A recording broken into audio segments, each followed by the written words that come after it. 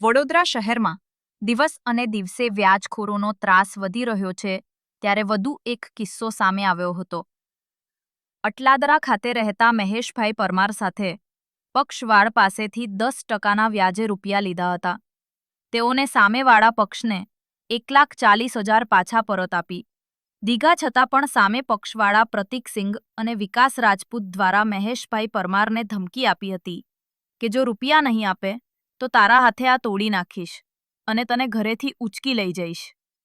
ત્યારબાદ ફરિયાદી મહેશભાઈ પરમાર એ Atladara police station ખાતે પ્રતીકસિંહ અને વિકાસસિંહના વિરુદ્ધમાં ફરિયાદ નોંધાવી હતી। મેં વ્યાજ પર પૈસા લીધા 2,90,000 રૂપિયા। એની અંદર એક પ્રતીકસિંહ કરીને છે અને એક વિકાસ રાજપૂત કરીને છે, બે જણ છે। તો એકચ્યુઅલમાં મને ગયો હતો ડાયરેક્ટ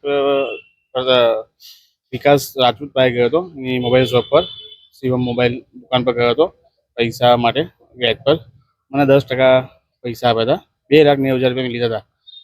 બીજું કે પછી વિકાસભાઈ ડાયરેક્ટ પ્રતિકભાઈ એકાઉન્ટમાં ટ્રાન્સફર કર્યા અને પછી પ્રતિકભાઈ મને ડાયરેક્ટ ટ્રાન્સફર કર્યા 2,90,000 રૂપિયા આરટીજીએસ કર્યા પ્રતિકભાઈ। હવે એનું વ્યાજ હું દર મહિને 29,000 રૂપિયા આપતો હતો।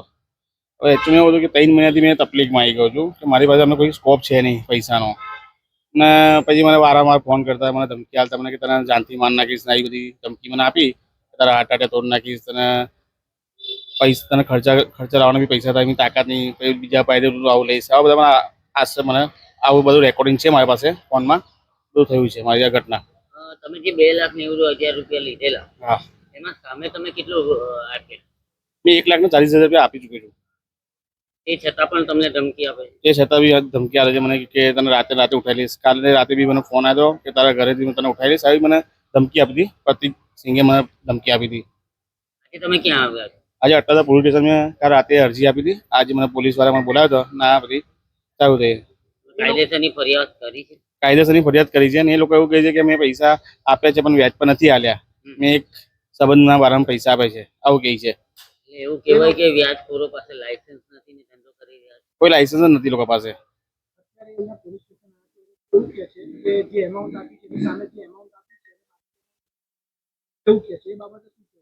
એ લોકો કે જે ઉપરના જે પૈસા હાલ દો એવું કહે છે, બીજું કશું કહેતા નથી। અત્યારે તમે ફરિયાદ કરી તો પોલીસ સ્ટેશનમાંથી પોલીસ વાળા મને મારા પર ચોંટી ગયા કે તે પૈસા શું કામ લીધા, આ બધું મને કહેતા હતા। મેં કહ્યું કે મારે જરૂર હતી, ઘરની જરૂર હતી, મારે એક જણને મારા ફ્રેન્ડને પૈસા આપવાના તો મેં ત્યાં કરી પૈસા રિટર્ન કરે એમને।